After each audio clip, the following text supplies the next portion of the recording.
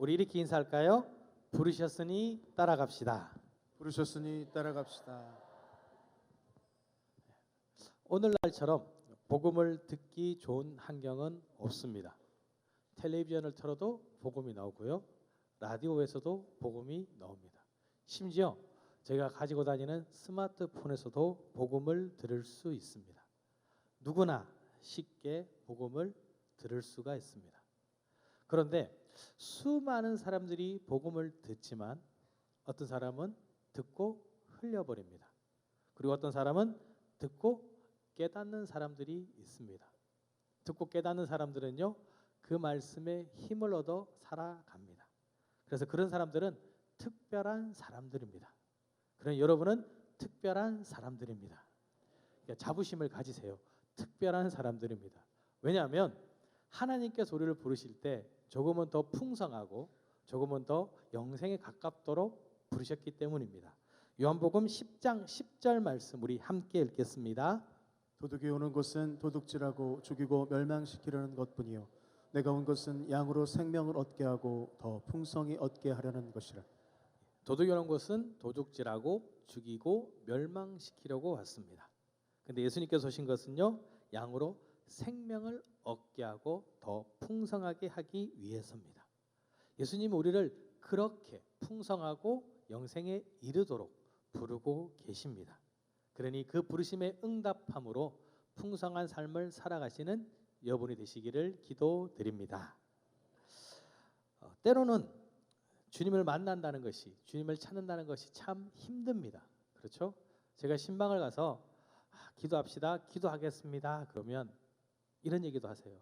목사님, 그런데 기도가 되지 않습니다. 말씀도 읽을 수가 없습니다. 이전에는 참 잘했는데 지금은 너무나 힘듭니다. 예, 그러실 수도 있습니다. 그럼에도 기도가 되지 않고 말씀을 읽을 수 없는 그 상황에서도요, 우리는 어떤 생각을 하죠? 주님, 나에게 말씀하셔서 힘을 주시고 이 어려움을 속히 극복하게 해주세요. 주님의 능력으로 해결하여 주십시오 하고 우리 마음속에 간절한 소망들이 있습니다. 근데도 잘 안 들려요. 그래도 여러분 아십니까? 내가 듣던 듣지 못하던 주님은 나를 부르고 계십니다. 오늘 베드로를 보면 예수님께서 게네사렛 호숫가에 사람들과 함께 오셨습니다. 거기에 서 있는 배 두 척이 있습니다. 그 중에 베드로가 있는 배로 가셨고요, 베드로의 배를 타셨습니다. 근데 그때 베드로는 무엇을 하고 있었냐면 그물을 싣고 있었습니다. 베드로 입장에서 보면 예수님과의 만남은 계획되지 못했던 만남입니다. 밤을 새워 물고기를 잡으려고 했지만 잡지 못했습니다. 이제는 피곤하고 지쳐서 집에 들어가려고 그물을 싣고 있습니다. 그런데 예수님께서 사람들과 함께 오셨고 자신의 배로 왔습니다. 과연 베드로는 어떤 심정이었을까요? 예수님께서 오심을 보면서 야 기뻐 이랬을까요? 아니면 내 배는 아닌데 내 쪽으로 오시면 안 되는데 그랬을까요? 어쩌면 자신의 배로 오지 않기를 간절히 원했을 수도 있습니다. 지금 너무 힘들기에, 지금 너무 지쳤기에 빨리 들어가야 되는데 예수님께서 오신 것입니다. 베드로는 자신의 일을 마무리하면서 예수님과 만났지만 그 만남은 자신의 계획에 없던 만남이었습니다. 준비되지도 못한 시간이었습니다. 그런데 예수님은 그런 베드로를 찾아오셨고 그 삶에 변화를 주셨습니다. 지치고 고난 베드로의 삶에 주님께서 찾아가신 것입니다. 물론 이것은 베드로가 원했던 순간은 아닙니다. 세리마테, 예수님 제자 세리마테는 어떨까요? 당시 세리는 로마의 하수인으로 불렸습니다. 물론 마테는 일반 세리와 다르게 세관에서 일하던 사람입니다. 그는 지역을 오고 가는 사람들에게 물품에 대한 검사와 세금, 그리고 통행료를 받았던 사람입니다. 그럼에도 민족들에게 증오를 받았던 이유는 정해진 금액보다 더 많은 세금을 걷어서 로마 군인들에게 상납했기 때문입니다. 자신들의 동족들에게, 이웃들에게, 친구들에게 미움을 받던 마태를 예수님께서는 부르십니다.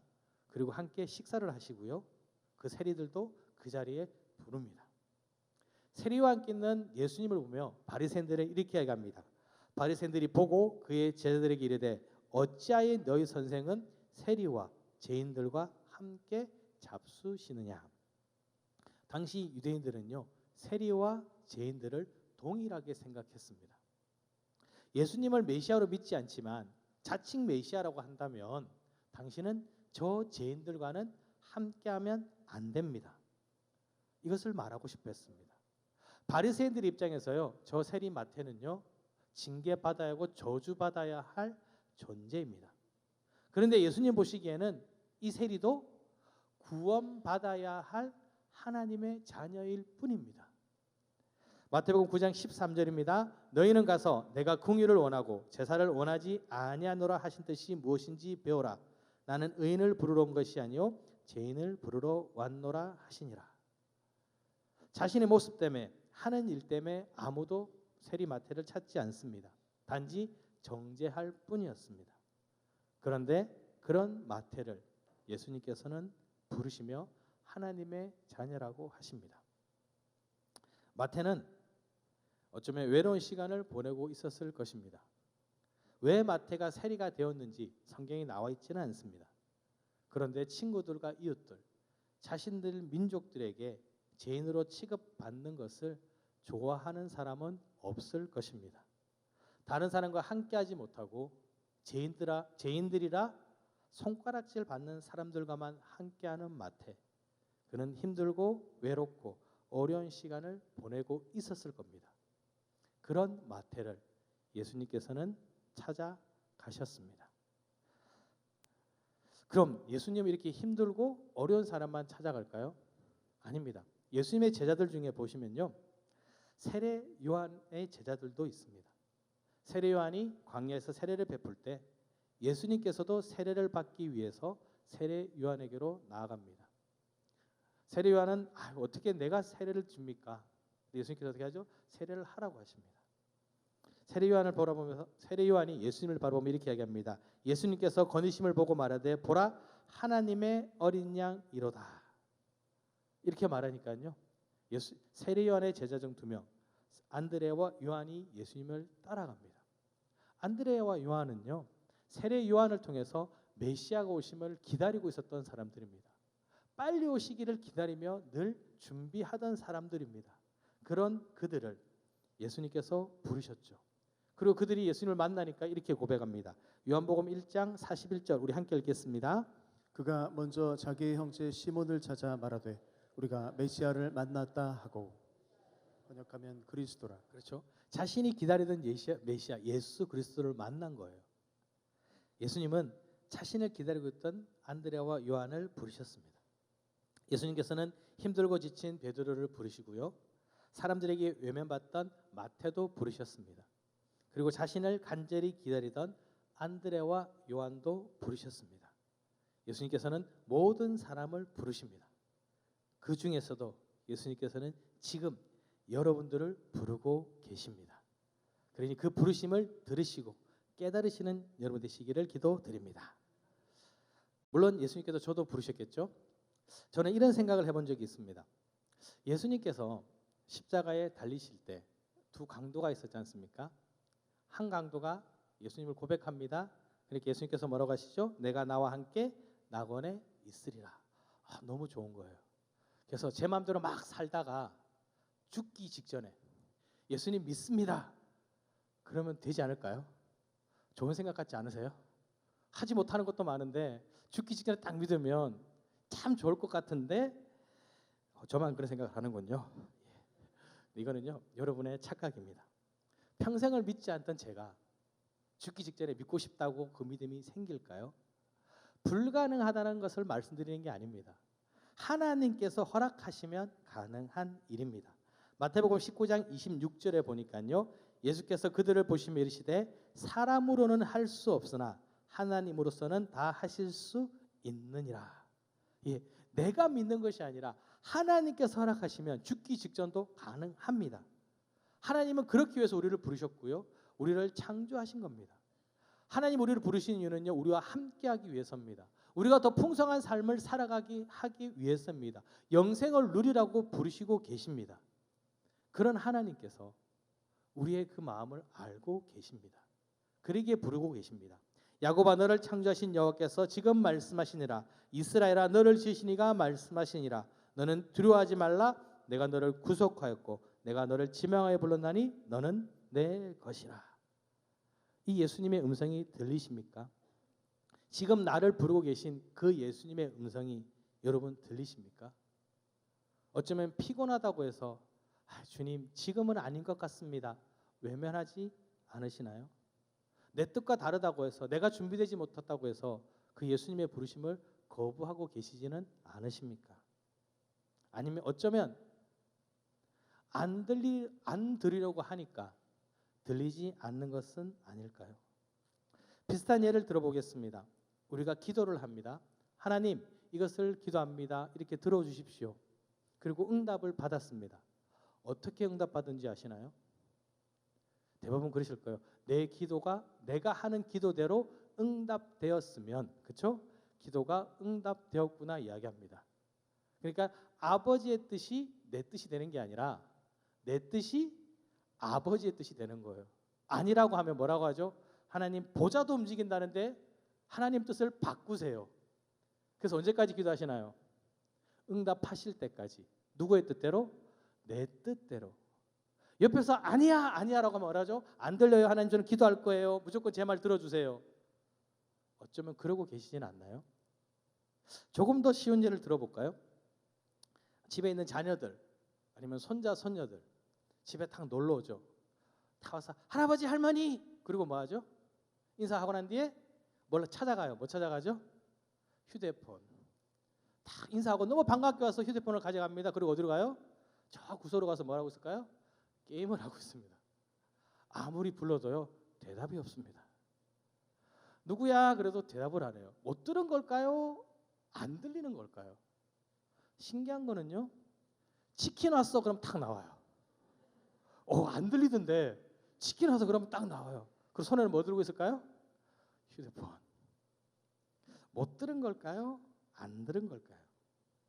예수님은요, 내가 듣지 못하던 내가 듣던 언제나 나와 함께 하시며 나를 부르고 계십니다. 나를 부르시면서요, 내가 원하는 것이 무엇인지를 알고 들어주시고 계십니다. 베드로가 원하는 것이 무엇일까요? 왜 밤새 물고기를 잡으려고 했을까요? 어부의 꿈은 만선이라고 하죠. 배에 물고기가 가득 차는 겁니다. 그리고 예수님을 만남으로 그 꿈이 이루어졌습니다. 동료를 부를 정도로 두 배에 가득 찼습니다. 예수님을 만나니까 자신의 꿈이 이루어진 겁니다. 오늘 말씀 6절에 보니까요, 그렇게 하니 고기를 잡은 것이 심이 많아 그물이 찢어지는지라. 예수님께서 베드로가 원하는 것이 무엇인지 아셨기에 그가 원하는 물고기를 잡게 해 주셨습니다. 자, 이제 물고기를 잡았습니다. 베드로는 뭐라고 해야 될까요? 예수님 감사합니다. 그리고 11조 떼야지 그랬을까요? 아니면 예수님은 말만 했으니까 이건 그냥 고맙다 인사만 하고 내가 다 가져가야지 이랬을까요? 아니면 그래도 조금 그러니까 예수님께서 말씀하셨으니까 50, 나도 노력했으니까 50, 50대 50으로 나누죠 이랬을까요? 베드로는요, 예수님을 만나고 예수의 말씀대로 행하고 그제서야 자신이 무엇을 원하는지 깨달은 겁니다. 여러분 부자가 되길 원하시죠? 왜 부자가 되길 원하십니까? 여러분 건강하길 원하시죠? 왜 건강하기를 원하십니까? 여러분 예배를 드리시죠? 왜 예배를 드리십니까? 우리는 진정으로 내가 원하는 것이 무엇인지를 깨달아야 합니다. 베드로는 뭐라고 고백할까요? 우리 8절 말씀 함께 읽겠습니다. 시몬 베드로가 이를 보고 예수의 무릎 아래 엎드려 이르되 주여 나를 떠나소서 나는 죄인이로소이다 하니. 그 전까지 베드로는 자신이 물고기 만선이 되는 게 꿈인 줄 알았습니다. 그것이 원하는 건 줄 알았습니다. 그런데 말씀을 듣고 있는 중에 정말 자신이 원하는 것이 무엇인지 깨닫게 된 것입니다. 예수님께서 베드로를 찾아오셨죠. 그리고 배를 띄우라 그래서 그 자리에서 뭘 하셨을까요? 말씀을 전하셨습니다. 누구 배에서요? 베드로의 배에서. 그러니 자신이 있는 배, 자기가 배니까 예수님께서 전하는 말씀을 싫던 좋던 듣게 되더라는 겁니다. 듣고 있으니까 자신이 원하는 것이 깨닫게 됩니다. 과연 예수님은 그 배에서 뭐라고 말씀하셨을까요? 마태복음 6장 31절입니다. 그러므로 염려하여 이르기를 무엇을 먹을까 무엇을 마실까 무엇을 입을까 하지 말라. 마태복음 11장 28절 말씀입니다. 수고하고 무거운 짐진 자들아 다 내게로 오라 내가 너희를 쉬게 하리라. 마가복음 16장 16절입니다. 믿고 세례를 받는 사람은 구원을 얻을 것이요 믿지 않는 사람은 정죄를 받으리라. 물론 어떤 말씀을 하셨는지는 모르겠습니다. 그런데 그 말씀을 듣던 베드로는 정말 자신이 원하는 것이 무엇인지를 깨달은 겁니다. 그리고 베드로가 고백하죠. 저는 죄인입니다. 예수님께서는요. 베드로가 어떤 상황인지 모르셨을까요? 누구보다 베드로를 잘 아셨을 겁니다. 근데 베드로가 고백하죠. 저는 죄인입니다.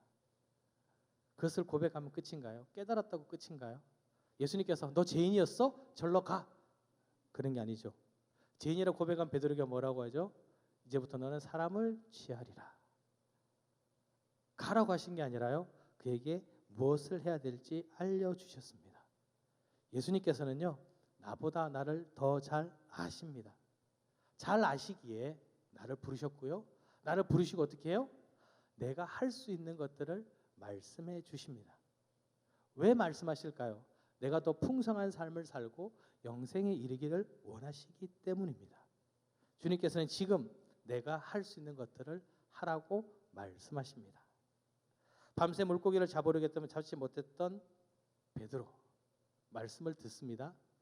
들어야 되는 이유가 여기 있습니다. 로마서 10장 17절 말씀 우리 함께 읽겠습니다. 그러므로 믿음은 들음에서 나며 들음은 그리스도의 말씀으로 말미암았느니라. 예, 들어야 합니다. 아무리 외쳐도 듣지 못하면요 아무런 변화가 없는 겁니다. 예수님 말씀하셨죠. 들었습니다. 그러니 그가 삶이 변화되기 시작한 겁니다. 저는 지난주에 그리스도인에 대해서 말씀을 드렸습니다. 그리스도인들은요 예수 그리스도를 닮아가는 사람들이고 따라가는 사람입니다. 따라가려면 어떻게 할까요? 그리스도가 누구인지 어떤 말씀을 했는지 알아야 합니다. 알려면 어떻게 될까요? 들어야 합니다. 다시 말하면 들어야 알고 알아야 따라갈 수 있는 겁니다. 그렇기 때문에 베드로가 먼저 말씀을 들었습니다. 듣고 나니까 뭘까요? 자신을 깨닫게 됐고요. 무엇을 해야 될지 알 수 있게 된 겁니다. 예수님께서는요. 우리가 할 수 있는 것들을 하라고 지금 말씀하고 계시거든요. 그 말씀을 들을 수 있어야 하는 겁니다. 베드로에게 뭐라고 하셨을까요? 우리 3절 말씀 함께 읽겠습니다. 예수께서 한 배에 오르시니 그 배는 시몬의 배라. 육지에서 조금 떼기를 청하시고 밤새 물고기를 잡으려고 했지만 잡지 못했습니다. 그래서 예수님께 오셔갖고 야 베드로야 내가 배가 고프니 물고기를 좀 가지고 와라. 그랬다면 불가능한 이야기입니다. 아무것도 잡지 못했으니까요. 그런데 예수님께서 뭐라고 하시죠? 조금 떼라. 말씀을 전하기 위해서 배를 조금 떼라는 겁니다. 지금 너무 피곤하고 지쳤습니다. 예수님 너무 피곤하고 지친데 그것 정도는 그래요. 내가 좀 피곤하더라도 할 수 있습니다. 라고 하는 것을 하라고 말씀하시는 겁니다. 이것이 힘든 걸까요? 하려고 하면 할 수 있는 것들입니다. 우리를 볼까요? 한 주간 열심히 월요일부터 토요일까지 열심히 일을 하고 열심히 봉사를 했습니다. 주일을 예배를 참석하려고 합니다. 오늘 참 날씨 좋게 이렇게 눈이 옵니다. 지금은 눈이 그쳤네요. 막 눈이 와요. 어떤 생각이 들까요? 그냥 오늘은 그렇죠? 온라인 예배 다 좋아. 예수님 뭐라고 하실까요? 그럼에도 불구하고 예배드리러 나가라고 말씀하시거든요. 기도하라고 말씀하십니다. 새벽 기도 힘들죠. 그런데 하나님께서 뭐라고 하시죠? 기도하라고 하십니다. 길을 걷다가도요. 생각날 때 기도할 수 있습니다. 새벽 기도는 못할지언정 매일 기도는 할 수 있습니다. 말씀을 읽으라고 말씀하시죠? 목사님 시간이 없어서 읽을 수가 없어요. 그러면요 들으세요. 차를 다니면서 말씀을 틀어놓고 들으면 됩니다. 내가 할 수 있는 일들입니다. 단지 조금 피곤하고 조금 귀찮고 내가 좀 이런 느낌일 뿐이지 하려면 할 수 있는 겁니다. 주님께서는요, 지금 그것을 여러분에게 하라고 말씀하고 계십니다. 여러분 들리십니까? 그럼에도 그러실 수 있어요. 목사님 그래도 힘이 안 나네요. 그럴 때 우리가 뭘 해야 될까요? 말씀을 붙들어야 되는 거예요. 우리 뜻대로 하려고 하면 안 됩니다. 내 생각대로 이렇게 생각하면 한계를 만듭니다. 내 경험대로 나의 한계를 만듭니다. 하나님의 한계가 아니라 내 생각과 내 경험으로 한계를 만들어 버립니다. 왜 하나님이 하실 일을 여러분의 생각과 경험으로 한계를 만들어 버리십니까? 하나님은요, 말씀대로 행하는 우리들에게 크고 놀란 내 한계를 넘어서 하나님의 놀라운 일들을 보여주십니다. 우리 오늘 5절 말씀 함께 읽겠습니다. 시몬이 대답하여 이르되 선생님, 우리들이 밤이 새도록 수고하였으되 잡은 것이 없지만은 말씀에 의지하여 내가 그물을 내리리다 하고. 내가 무엇을 하든지 내 한계로 하면 이루어지는 것이 없습니다. 힘드시면 말씀을 붙드십시오. 말씀대로 하십시오. 그러면 하나님께서 행하시는 크고 놀라운 일들을 발견할 수 있게 됩니다. 그들은 그물을 던지죠. 그러니 어떻게 돼요? 그물이 찢어질 정도로 내 경험이 아니라 하나님의 크고 놀라운 일들을 바라보게 되는 것입니다. 이것이 부르심에 응답하는 말씀대로 살아가는 우리에게 주실 놀라운 기적이라는 것을 여러분은 깨달으셔야 됩니다. 그리고 말씀대로 행한 여러분들은요, 더 이상 세상의 미련을 가져서는 안 됩니다. 주님이 우리를 부르시는데 그 말씀대로 살아가겠다고 하면서 아직까지 세상적인 미련을 갖고 계신다면 어쩌면 또 다른 한계를 만들고 있는 것입니다. 예수님께서 베드로를 부르셨습니다. 베드로가 이야기합니다. 주님, 제가 그물도 못 잡고 지금 그물 씻고 집에 들어가야 되는데 제 배 말고 저 배 타십시오. 그러면 그는 부르심에 응답할 수 없었습니다. 예수님께서 그물을 던지라 그러는데 예수님 어부도 아니잖아요. 저는 어부예요. 제가 잘 알아요. 예수님 안 돼요 하고 세상적인 것을 갖다 댔다면 물고기는 잡지 못했을 것입니다. 베드로는요, 주님의 말씀을 붙들고 나아갑니다. 마태복음 6장 24절에 이렇게 이야기합니다. 한 사람이 두 주인을 섬기지 못할 것이니 혹 이를 미워하고 저를 사랑하거나 혹 이를 중히 여기고 저를 경히 여김이라. 너희가 하나님과 재물을 겸하여 섬기지 못하느니라. 물론 세상의 미련을 버리는 것이요 쉽지는 않습니다. 우리는 세상 속에 살아가고 있고요, 세상 사람들과 함께 있습니다. 그래서 단절한다고 해서 쉽게 단절이 되지 않습니다. 그러니 넘어지고 쓰러질 때마다 어떻게 해요? 다시 옛날 모습으로 돌아가려는 우리의 모습이 있습니다.